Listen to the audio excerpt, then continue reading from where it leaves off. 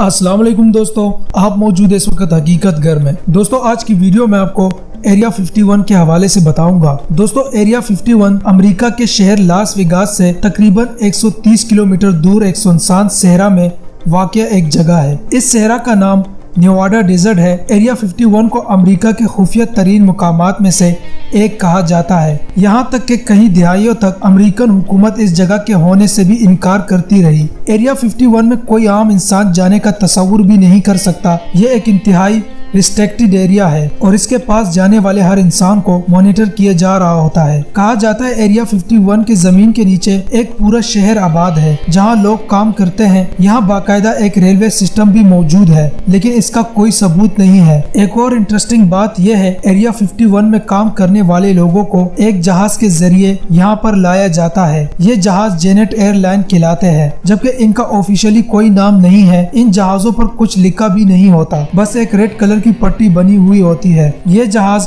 Las Vegas के मैक्रेन airport से उड़ते हैं और सीधा एरिया 51 में लैंड करते हैं। इन जहाजों को उड़ाने वाले पायलट भी गुमनाम होते हैं। इनमें सफर करने वाले मुसाफिर जो एरिया 51 में काम करते हैं, इनको भी किसी से बात करने की इजाजत नहीं होती। इन लोगों को खुद भी नहीं पता होता कि ये किस तरफ जा रहे हैं। कहते हैं एरिया 51 में मौजूद तमाम बिल्डिंग्स के शीशों में से बाहर देखा नहीं जा सकता। दोस्तों इस खुफिया जगह के बारे में पिछले कई दिहाइयों से तरह तरह की बातें फैली हुई है, जैसा कि इंसान चांद पर कभी गया ही नहीं था। चांद की जो पहली फुटेज हमें देखने को मिलती है वो हकीकत में एरिया 51 के अंदर ही बनाई गई थी। एक थ्योरी ये भी है कि यहाँ अमेरिकन हुकूमत टाइम मशीन बनाने पर काम कर रही है। दोस्तों एक बड़ी थ्योरी ये मशहूर है कि यहाँ एलियंस को रखा जाता है। इस थ्योरी के मुताबिक एरिया 51 में जमीन पर आने वाले एलियंस के यूएफओस को पकड़ा जाता है और इन पर एक्सपेरिमेंट किए जाते हैं। कई दिहाइयों से एलियंस के इस थ्योरी पर लोग यकीन कर रहे हैं। 1955 में बहुत से लोगों ने एरिया 51 के आसपास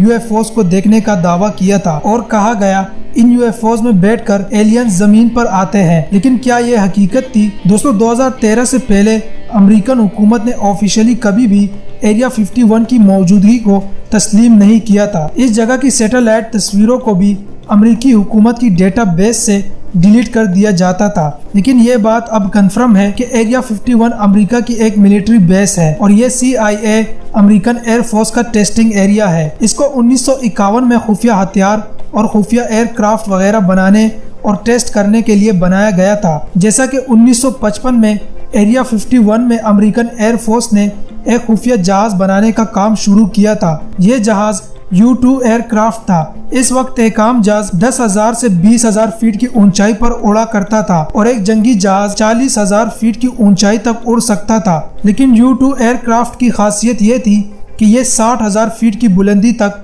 उड़ाया जा सकता था। अमेरिकन एयरफोर्स के मुताबिक 1955 में जो लोग यूएफओस को देखने का दावा कर रहे थे वो दरअसल यूएफओस नहीं थे, बल्कि वही U-2 एयरक्राफ्ट थे। लेकिन इससे ज्यादा लोगों को एरिया 51 के मुतालिक कुछ नहीं पता।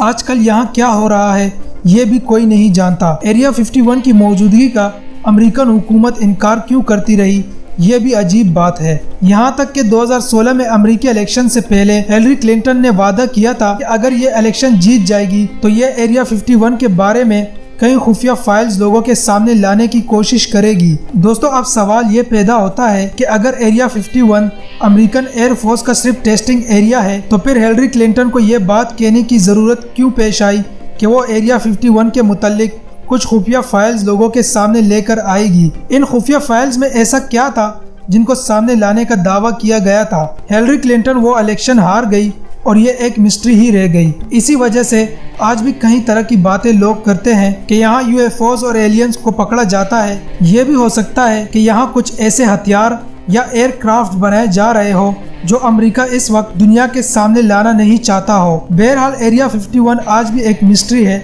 और शायद दुनिया का सबसे खुफिया इलाका है। तो दोस्तों इस वीडियो के हवाले से अपनी राय का इजहार कमेंट बॉक्स में जरूर कीजिएगा। इसी के साथ हमारे चैनल हकीकत घर को सब्सक्राइब करें और साथ घंटी के निशान को भी दबा दें। दोस्तों अगर आप मुझे इंस्टाग्राम पर फॉलो करना चाहते हैं तो मैंने लिंक डिस्क्रिप्शन में दे दिया है। इसी के साथ मुझे इजाजत दे, फिर मिलेंगे किसी नई वीडियो के साथ। तब तक अपना बहुत सारा ख्याल रखें, दुआओं में याद रखें।